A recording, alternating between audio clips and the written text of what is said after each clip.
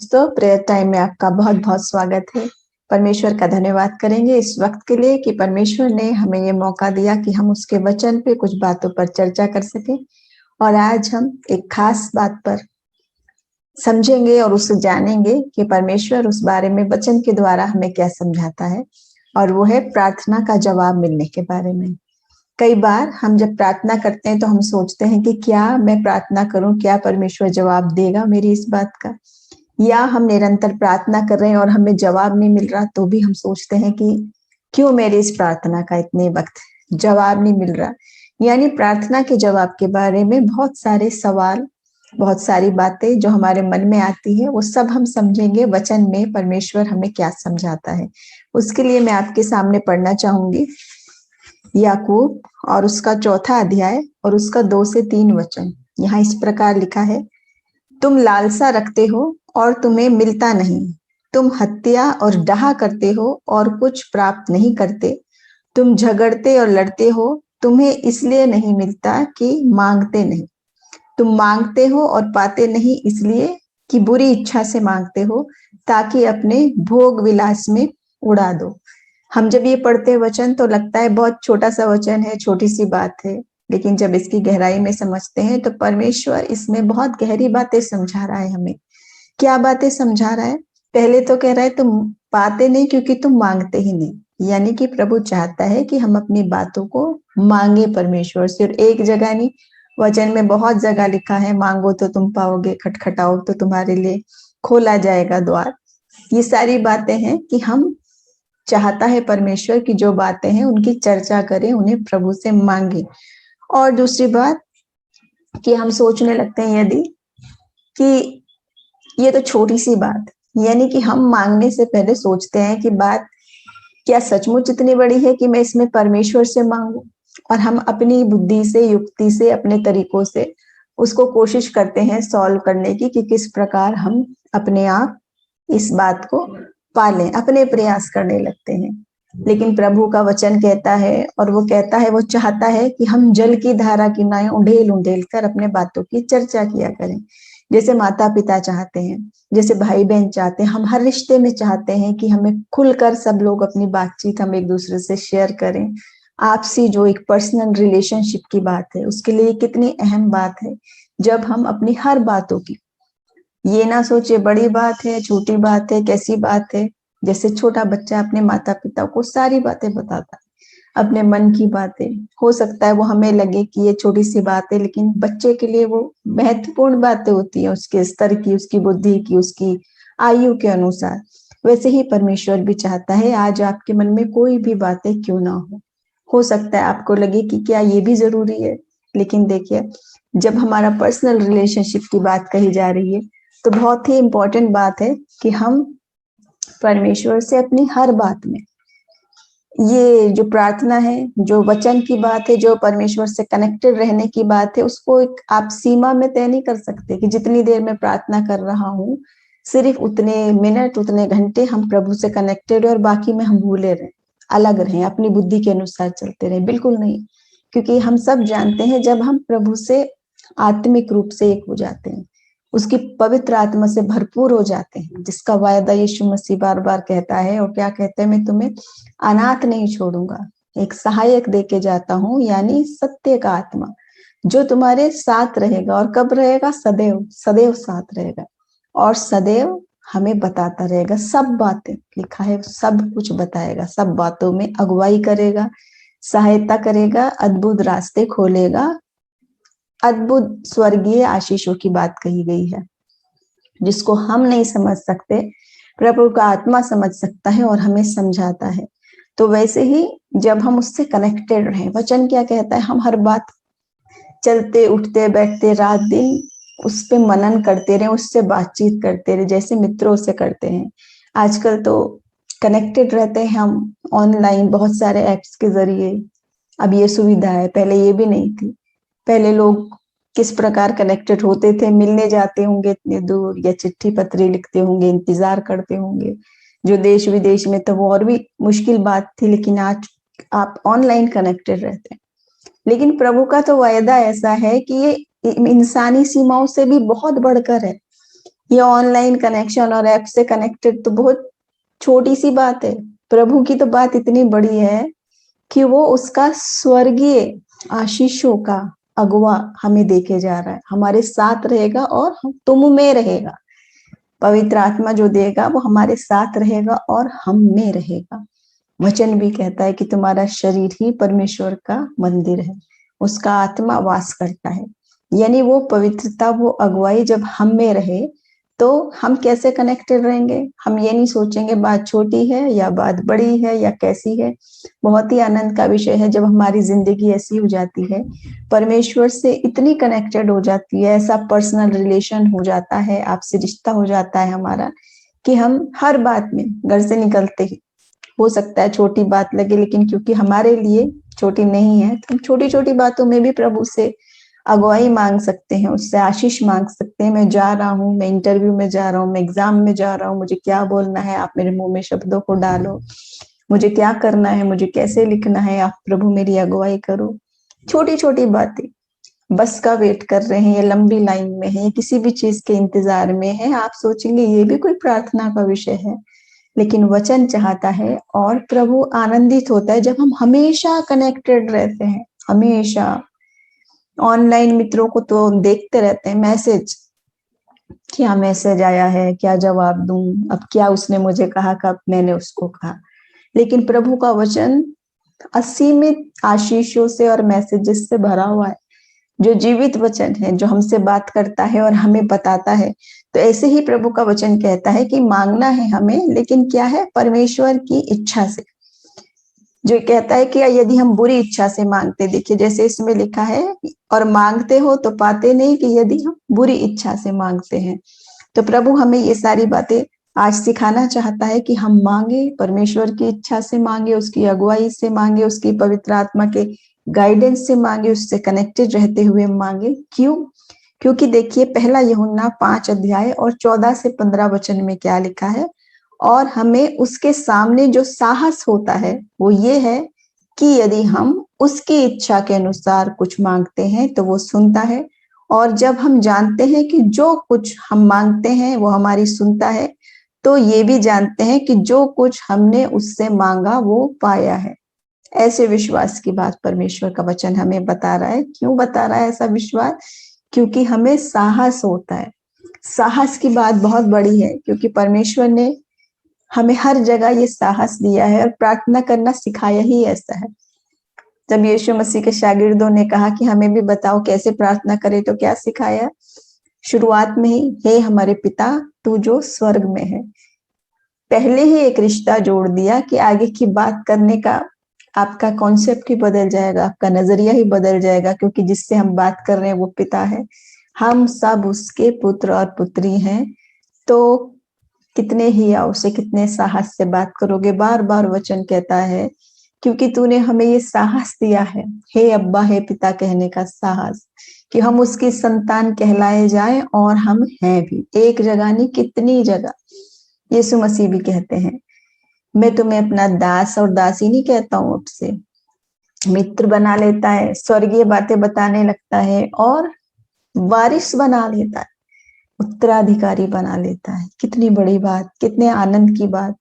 और हम ये बात, ये वचन बार बार पढ़ते तो हैं, सुनते तो हैं, समझते तो हैं, और उसकी गहराई को उतनी देर तक ही समझते, कनेक्टेड है, जितनी देर हम या तो चर्च में है, या प्रार्थना सभा में है, या स्वयं की प्रार्थना के वक्त में है, 5 मिनट या 5 घंटे या जितना भी वक्त है, और उसके बाद जिंदगी में नहीं। लेकिन प्रभु चाहता है ये कनेक्शन, जो एक रिश्ता है पिता और पुत्र का, वो हमेशा हमेशा के लिए, हर घड़ी हर समय, हमेशा निरंतर, जब तक सांस है, प्रत्येक सांस में, हर सांस हमें बताती है कि हम उसके वारिस हैं। कितने आनंद की बात, कितनी आशीष की बात है। तो हम जब साहस से मांगते हैं, तो वचन कह रहा है, पहला यूहन्ना 5 14 15, जो कुछ मांगते हैं वो हमारी सुनता है, और ये भी जानते हैं कि जो कुछ हमने मांगा वो पाया है। तो यहाँ पर जो बात कही जा रही है कि प्रभु मांगता है, हम मांगते हैं तो देता है, लेकिन कई बार उसका समय फर्क हो सकता है, कई बार उसकी इच्छा फर्क हो सकती है। लेकिन अंततः हम जानते हैं कि जितने प्रभु से प्रेम करते हैं, वचन बार बार कहता है उनके लिए सब बातें मिलकर भलाई को ही पैदा करती हैं। कई बार सीमित बुद्धि से हमको समझ नहीं आता इसमें क्या भलाई है। ये इतनी देर हो गई, इतने वर्ष बीत गए, जिंदगी के अच्छे साल मेरे बीते, ये नहीं मिला, वो नहीं मिला, मेरी ये नहीं सुनी गई, ये कष्ट क्यों है, वैसा क्यों है, क्यों नहीं पूरा हो रहा। क्योंकि जब हम प्रभु के हाथों में सौंप देते हैं तो हम ये जाने कि वो सुनता है। ऐसा नहीं है प्रभु में किया गया परिश्रम व्यर्थ नहीं जाता, ना ही हमारी कोई भी विनती या प्रार्थना अनसुनी है। ये अवश्य है कि उसका जवाब प्रभु अपने समय पे दे, अपने तरीके से दे और अपनी इच्छा से दे, क्योंकि वो पिता है। यही वचन कितने आनंद की बात है कि मैंने तुम्हारे लिए जो योजनाएं बनाई हैं वो लाभ की हैं, हानि की नहीं है। पिता अपने बच्चों के लिए क्या हानि की योजना बनाता है? कभी बच्चों का ही चुनाव हो जाता है कई बार कि हम प्रभु की योजना से भटक कर गड़बड़ राह पे चल के और गलत रास्तों में पड़ जाते हैं। खुद ही हमारा चुनाव यदि गलत है, विनाश की तरफ है। प्रभु ने तो योजना बनाई है स्वर्ग की, अनंत जीवन की, जहां न दुख, न आंसू, न पीड़ा, न कष्ट होगा, जहां परमेश्वर की संगति में रहेंगे। और कब तक? हमेशा हमेशा। आनंद जिसका कोई अंत नहीं है, वो आनंद, वो आशीष, वो जीवन कि हम बहुतायत का जीवन पाए, वो चुना है प्रभु ने। लेकिन यदि हम खुद ही बोलते मुख से हैं प्रभु प्रभु और चलते राह पे दूसरे हैं, नरक की राह की ओर चलने लगते हैं, तो बीच का कोई रास्ता नहीं है। वचन बताता है दो ही रास्ते हैं। तो आज परमेश्वर ये बोलता है, समझाता है हमें कि वो हमारे लिए जो भी योजना बनाएगा, जो भी जवाब देगा, वो लाभ का होगा। कुछ समय के लिए हमको मनुष्य की बुद्धि समझते वो हानि का प्रतीत हो सकता है, क्योंकि हमारी आंखें उतना ही देख सकती हैं, हमारा दिमाग उतना ही सोच सकता है जितनी मनुष्य की सीमा है। लेकिन जब प्रभु का आत्मा आता है और जब हम वचन गहराई में समझते हैं, तो क्या कहता है? मैं तुम्हें वो बड़ी बड़ी कठिन बातें बताऊंगा जिन्हें तुम अभी नहीं समझते। कब? जब तुम मुझसे प्रार्थना कर। क्या है? मुझसे प्रार्थना कर, तो मैं तो बड़ी बड़ी कठिन बातें बताऊंगा जिन्हें तुम अभी नहीं समझता। तो जब हम प्रार्थना करते हैं, वाकई में मांगते हैं, तो वाकई में परमेश्वर प्रकाशन देता है स्वर्गीय बातों का, अद्भुत बातों का, और समझाता है। बहुत सारी ऐसी गवाहियां, बहुत सारे आपके खुद के अनुभव होंगे जो वचन से मिलते हैं। वचन भी बताता है, क्या बताता है? कि जो मेरे लिए दुख हुआ वो मेरे लिए भला ही हुआ, ताकि मैं तेरे प्रेम को जान सकूं। जैसे सोना आग में तप तप के शुद्ध हो जाता है, प्योर हो जाता है, वैसे ही हम भी इन जब हालातों से गुजरते हैं तो प्रभु हमें जोरावर बनाता जाता है, विश्वास में शुद्ध बनाता चला जाता है और आत्मिक आंखें खोलता है, प्रकाशन देता है। हमें लगता है ये दुख क्यों हुआ, ये पीड़ा क्यों, ये दुनिया में रहते हुए सताव क्यों, मृत्यु क्यों, बीमारी क्यों, परेशानी क्यों। प्रभु तो चाहता है हम सब आनंदित रहें, आशीषित रहें, और परमेश्वर की आशीष और उसकी योजना प्रत्येक के लिए, हर किसी के लिए, पूरे जगत से हर एक के लिए। जो कहता है हमारे पिता का जो प्रार्थना है वो सबके लिए, हर कोई अपने उस स्वर्गीय पिता की संतान है और वारिस है। भले ही हम उसे नहीं जानते, वचन कहता है वो हमें जानता है, हमारे हर दिन उसकी पुस्तक में लिखे हैं। नाम से जानने वाला परमेश्वर है। गर्भ में रचे जाने से पहले जब बनाए जाते थे, मैंने तेरे बेडोल तत्व को देखा है, वो पिता। तो उससे जब हम प्रार्थना करें, उसके सम्मुख आए, उसी साहस के साथ आए, और उस बात को, उस चिंता को जब हमने डाल दिया, जब उसके लिए हमने प्रार्थना कर ली और हम निरंतर कर रहे हैं, विश्वास से कर रहे हैं, तो जाने कि आप जो कुछ भी परमेश्वर करेगा वही मेरे लिए सर्वोत्तम है, क्योंकि वो पिता है। और पिता अपने बच्चों के लिए योजनाएं लाभ की बनाता है, हानि की नहीं बनाता। आगे देखेंगे जो बात है उसकी इच्छा के अनुसार मांगने की बात, वो क्या है उसके विषय में हम देखेंगे। याकूब 1 अध्याय और 5 वचन। यहाँ पे लिखा है, पर यदि तुम में से किसी को बुद्धि की घटी हो तो परमेश्वर से मांगे, जो बिना उलाहना दिए सबको उदारता से देता है, और उसको दी जाएगी। बुद्धि, समझ, विवेक की बात। जब हम कहें मैं क्या बोलूं, मैं क्या मांगू और क्या नहीं मांगू, क्या करना है क्या नहीं करना है, कौन से डिसीजन लेने हैं कौन से नहीं लेने हैं, किस जगह कदम रखूं या नहीं रखूं, इन सब बातों के बारे में प्रभु का आत्मा हमें अगुवाई करेगा। क्योंकि वो कैसी बुद्धि देता है परमेश्वर? बिना उल्हाना के देता है। मांगते रहो देता रहेगा, इंसान की तरह नहीं जो सुनाए कि अभी तो ये दिया था फिर आ गया मांगने बार बार बार। लिखा है बिना उलाहना के देता है और उदारता से, भरपूरी के साथ, प्रबलता से देता है। ऐसी बुद्धि, ऐसी समझ जो वचन कहता है कि हमें शिक्षकों से भी अधिक समझदार बना देता है। लोग सोचने लगते हैं कि इसको ऐसी बुद्धि क्यों, कैसे आई, कहाँ से आई? तो वचन कह रहा है कि उसको मांगेगा जो, उसको ऐसी बुद्धि दी जाएगी और उदारता के साथ दी जाएगी। प्रभु का वचन आपको और मुझे ये बताता है। तो इसलिए हम प्रभु के सम्मुख आए, उसकी इच्छा से मांगे, लेकिन साहस के साथ कि वो किससे मैं मांग रहा हूँ, मेरा पिता है। हम बच्चे की तरह अपना दिल खोल के, चाहे टूटी फूटी भाषा में, चाहे तोतली भाषा में बच्चा बोलता है। गूंगों की भी प्रार्थना सुनी जाती है, क्योंकि शब्द को नहीं, मन को और आत्मा को सुनता और जानता है परमेश्वर सब कुछ। वचन कहता है तेरा उठना और बैठना मैं जानता हूँ और तेरे विचारों को दूर ही से पहचान लेता हूँ। दूर ही से पहचानने वाला वो परमेश्वर है। हम उससे कुछ विचार नहीं छुपा सकते। हमारे विचार अपवित्र हैं, दुष्टता की ओर है, पापों की ओर है, कुछ भी क्यों ना हो, कैसे भी विचार क्यों ना हो, वो भी प्रभु जानता है। लेकिन जब प्रार्थना करते हैं वो हमें संभालता है, सामर्थ देता है और परीक्षाओं में से भी निकाल के बाहर खड़ा करता है। देखिए पहला यूहन्ना 3 अध्याय और उसका 21 से 22 वचन में लिखा है, हे प्रियो, यदि हमारा मन हमें दोष ना दे तो हमें परमेश्वर के सामने साहस होता है और जो कुछ हम मांगते हैं वो हमें उससे मिलता है, क्योंकि हम उसकी आज्ञाओं को मानते हैं और जो उसे भाता है वही करते हैं। ये साहस की बात है। ये नहीं है कि हम साहस से सिर्फ मांगते रहे और कार्य और सब चीजें अपने हिसाब से करते रहे। दोनों दिशा में आप नहीं चल सकते, क्योंकि वचन बोलता है साहस हमें उसके सामने होता है क्योंकि हमें उससे मिलता है। और क्यों मिलता है? क्योंकि हम उसकी आज्ञाओं को भी मानते हैं और जो उसे भाता है वही करते हैं। तो हम ये भी बिल्कुल रखें कि वो हमारा पिता जो है और हमारे साथ जो है, और हमेशा उसका आत्मा हमारे साथ है। यदि हमेशा पिता साथ है तो उसको जो ना भाने वाली चीज है वो बच्चा नहीं कर सकता। अगर हर समय पिता साथ है, फिर सोचता है छिपके करूं, अकेले में करूं, बुरे काम सब अपने कारनामे बुरे दोस्तों के साथ करूं, या जहां मुझे कोई नहीं देख रहा, मेरा पिता नहीं है, मैं वहां करूं। वो सारी चीजों में जब हम करते हैं तो हम पिता की संगति और उसकी आशीषों को स्वयं खो देते हैं। और वो साहस जो प्रभु ने दिया था, उससे हम सोचते हैं चोरी छिपे इधर का भी करते रहे और उधर से उसे पिता भी बोलते रहे। ये जो दोनों चीज करते रहे, उसके लिए हमें आज सावधान होना है और अपने आप को चेक करना है। क्योंकि वचन देखो बार बार कहता है, यूहन्ना 14 और उसके 15 में है, यदि तुम मुझसे प्रेम रखते हो तो मेरी आज्ञाओं को मानोगे। जैसे हर पिता चाहता है, वैसे प्रभु का वचन भी कह रहा है, यदि प्रेम करोगे तो मेरी आज्ञाओं को मानोगे।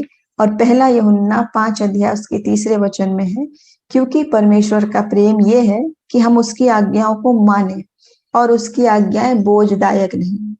यानी परमेश्वर ने आपको मुझे ऐसी आज्ञा नहीं दी कि वो बहुत ही भारी, बहुत बोझ है उन्हें, क्योंकि हमारा सारा बोझ, सारा भार वो उठा चुका है। सारे कार्य प्रभु पूरे कर चुका है। जो कहता है सलीब पर कार्य पूरा करा मसीह ने, और जान देने से पहले कहता है पूरा हुआ, क्योंकि वो आपके मेरे लिए वो सारी योजनाएं, वो सारी अनंत जीवन के कार्य जो बड़े बड़े, जो भारी हैं, यानी कि प्राण देने तक का कार्य कर चुका है। अब आपको और मुझे क्या ये भी करना भारी है कि वो सारी बरकतें दे चुका, स्वर्ग में जगह बना रहा है, अनंत जीवन दे रहा है, शांति का राजकुमार है, शांति दे रहा है, चमत्कार कर रहा है, चंगाई दे रहा है, सब वक्त कह रहा है डर मत, मैं तेरे साथ हूँ, मैं तेरे साथ हूँ। और हम सोचे ये भी भारी काम है कि प्रभु ने ऐसी आज्ञा क्यों दी। पापों से दूर रहो तो हम नहीं रह पा रहे हैं, गंदगी से दूर रहो तो नहीं रह पा रहे हैं। ऐसा स्वभाव कि बार बार कीचड़ में जा रहे हैं, बार बार पापों में जा रहे हैं, उससे दूर रहने को प्रभु का वचन हमें आगाह करता है। जब वो कहता है कि तुम नहीं पाते हो, जब अपनी बुरी इच्छाओं पे चलते हो, तो तब हम अपनी ब्लेसिंग्स को खुद खो देते हैं। देखिए यीशु मसीह स्वयं कहते हैं, यूहन्ना 8 और उसके 29वें वचन में है, मेरा भेजने वाला मेरे साथ है, उसने मुझे अकेला नहीं छोड़ा, क्योंकि मैं सर्वदा वही काम करता हूँ जिससे वो प्रसन्न होते। यीशु मसीह का खुद का उदाहरण, जो हमारा एक नमूना है, वो स्वयं कह रहा है कि वो ऐसे काम करता है जिससे पिता प्रसन्न हो। वही नमूना आपको और मुझे भी प्रभु चाहता है देना, कि आप और मैं भी वही काम करें। जहां भी रहें उसको हम भाते रहें।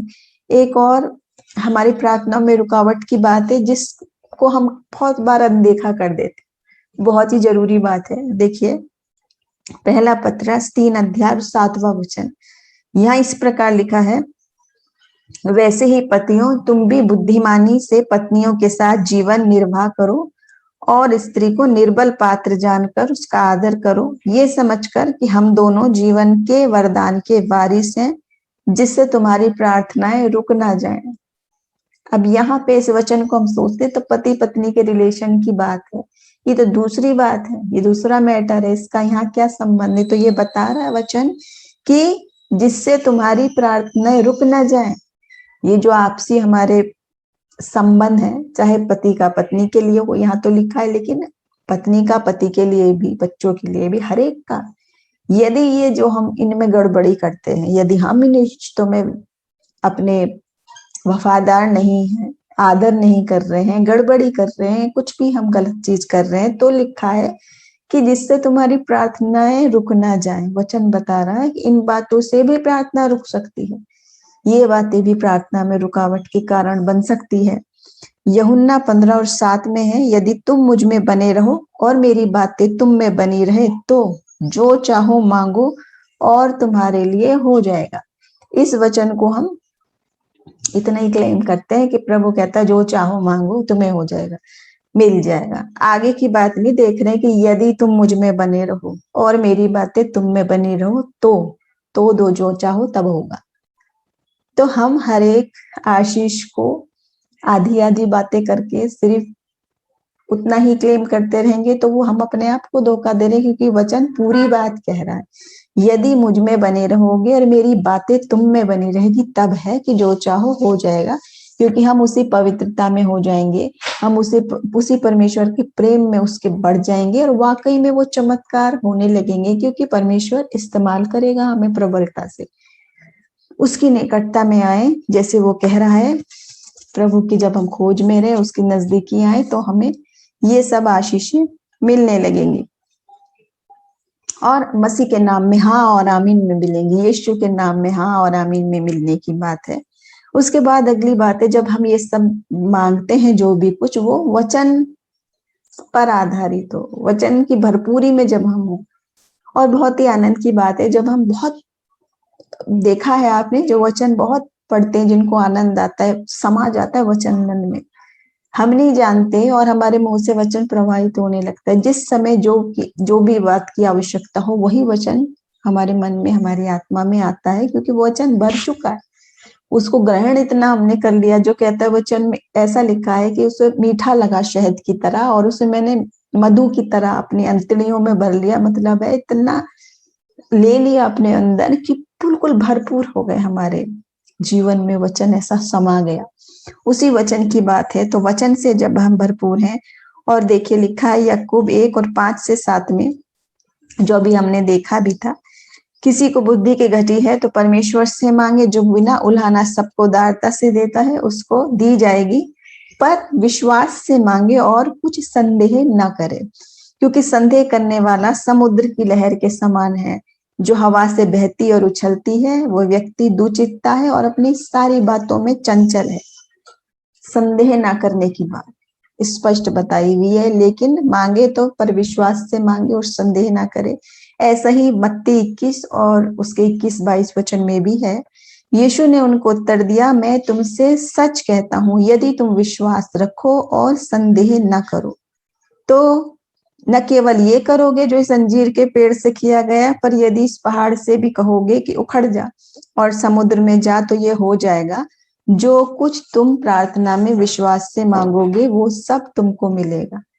ये बात, संदेह ना करने की बात, इसको शब्द अक्षर अक्षर लेके ये ना कहने लगे कि वाकई में ये मूर्खों की तरह एक बात है, जाके कहने लगो कि उखड़ जा। ये एक इतना बड़ा एग्जाम्पल प्रभु ने दिया है, आत्मिक अर्थों में दिया है, दृष्टांत के तौर पे दिया, सिंबल के तौर पे समझाया है कि इतना असंभव काम भी हो सकता है यदि विश्वास से मांगे और संदेह ना करें, क्योंकि करने वाला प्रभु है, सामर्थ उसकी है, इंसान नहीं करेगा वो।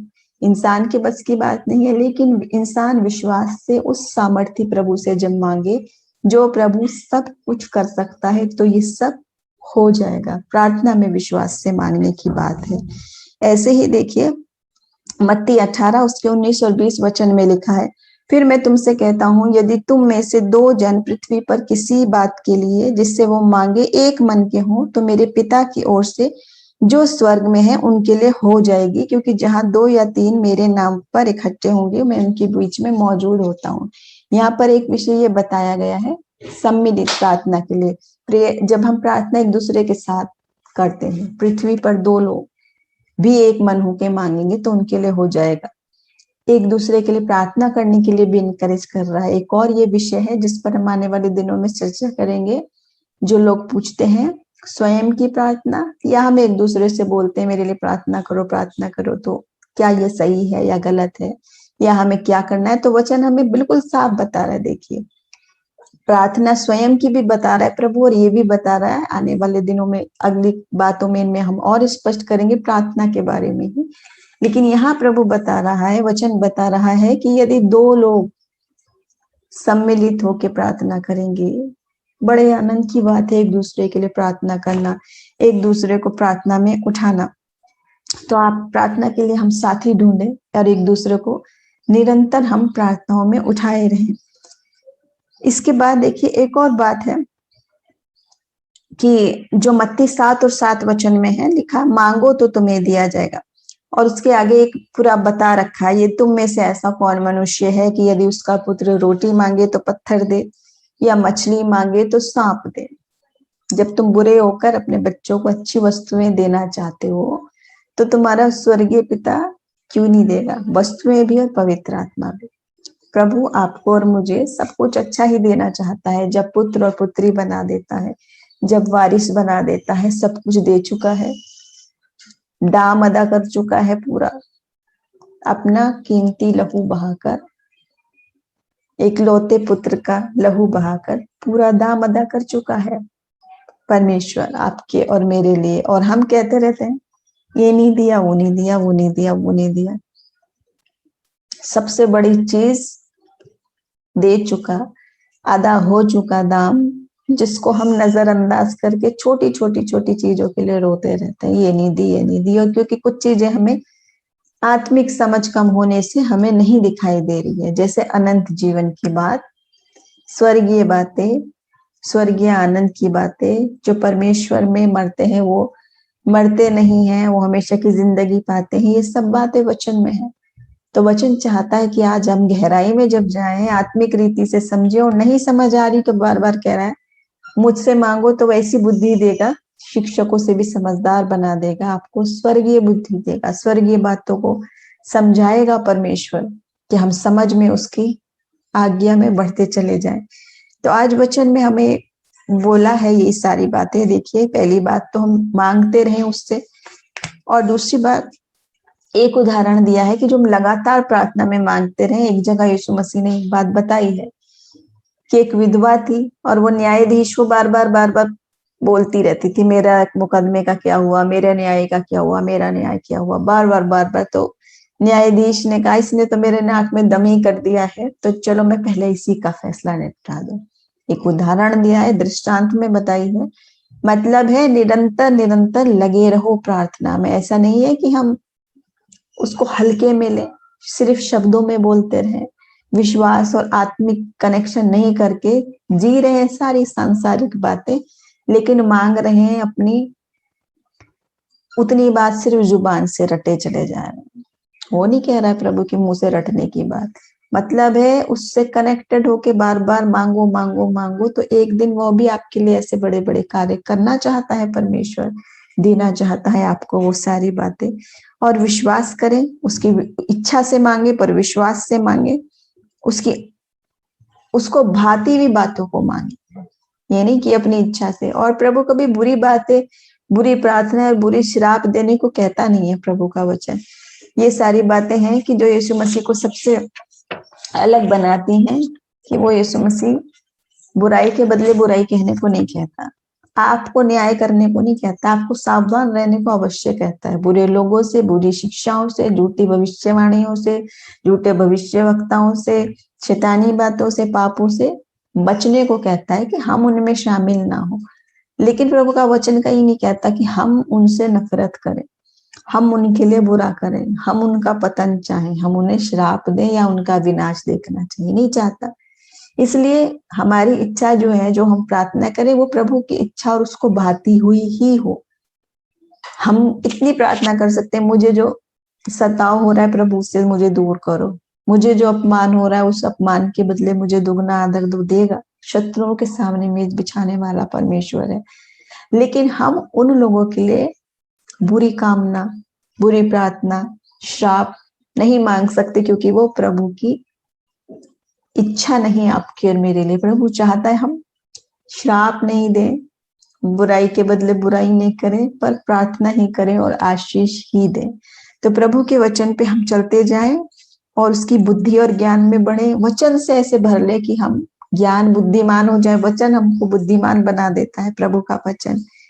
हमारा विश्वास संदेह ना हो, उस पर हम लगातार बने रहें और अपने साथी ढूंढे। बहुत जरूरी है। कई बार हमें जरूरत होती है कि हमारी कुछ परिस्थितियों में कि हम लड़खड़ाने लगते हैं, गिरने लगते हैं। वचन भी कहता है, धन्य है वे जो जिसके साथ में कोई है, वो अकेला होके ना गिरे, और हाय उस पर जो अकेला होकर गिरे, उसे कोई उठाने वाला ना हो। प्रभु चाहता है एक विश्वासी दूसरे विश्वासी को उठाए, मुसीबतों में, दुख में, आंसू पोंछने के लिए, प्रार्थना करने के लिए संगति, एक फेलोशिप विश्वासियों के साथ बनी रहे। जैसे लोहा लोहे को शार्प रखता है, जंग नहीं पड़ने देता, वैसे ही एक विश्वासी दूसरे विश्वासी को बनाए रखता है, विश्वास में आगे बनाए रखता है। तो हम विश्वास करें और जान ले कि जो कुछ हम प्रार्थनाओं में मांगते हैं वो हमें प्रभु से अवश्य मिलेगा। आज के वचन के जरिए परमेश्वर हम सबको बहुत आशीष दे। एक छोटी सी प्रार्थना के साथ समाप्त करेंगे। हम चाहते हैं इस वक्त प्रार्थना में वाकई में अपने आप को प्रभु के हाथों में समर्पित करें और उसकी आत्मा को काम करने दें। प्रार्थना में जाएंगे। पिता, हम आपका धन्यवाद करते हैं, राजाओं के राजा, प्रभुओं के प्रभु, सामर्थ्य जीवित परमेश्वर। धन्यवाद आपका इस सुंदर वचन के लिए। और हम चाहते हैं आज से हम जो भी प्रार्थना करें आपकी अगुवाई में, आपकी सामर्थ में, हे पिता, हे अब्बा कहने का तो हमें साहस देता है, वैसे ही तेरे प्रिय पुत्र पुत्री के समान हम मांग लेते हैं आपकी बुद्धि, आपकी समझ, आपकी आत्मा की भरपूरी। जितने लोगों ने आपका पवित्र आत्मा पाया है उनको दुगना अभिषेक दीजिए प्रभु जी। जितने लोगों ने नहीं पाया उनको भरपूरी दे, वो भी चख के देखें, वो भी परख के देखें कि वो ताजा अभिषेक का तेल, नया ताजा अनॉइंटिंग हमारे ऊपर उंडलते चला जाए। जितने लोग इस समय प्रभु जी आपको याद करते हैं, आपसे मांग रहे हैं, उनकी जो भी प्रार्थना क्यों ना हो, उनके हर एक प्रेयर रिक्वेस्ट को आपके सामने रखते हैं, यीशु मसीह के नाम में हाँ और आमीन में मांग लेते हैं। धन्यवाद पिता इस प्रार्थना को सुनने के लिए, धन्यवाद हमारे विश्वास को बढ़ाने के लिए, सारी बरकतों के लिए धन्यवाद। सारी आदर महिमा जलाल हम आपको देते हैं, यीशु मसीह के नाम में मांग लेते हैं, आमीन। हम यकीन करते हैं कि आज प्रभु इस वचन के जरिए हमें बहुत आशीष दे, बुद्धि समझ और ज्ञान दे, और हमारी प्रार्थना का जीवन प्रभु के अनुसार बढ़ता चला जाए, और हमें ताकि अपनी प्रार्थनाओं के जवाब हाँ और आमीन में मिले, और हम नई गवाहियां दे प्रभु की महिमा के लिए। हमारे साथ बने रहे, फिर मिलेंगे एक नए विषय के साथ प्रेयर टाइम में। जय मसीह।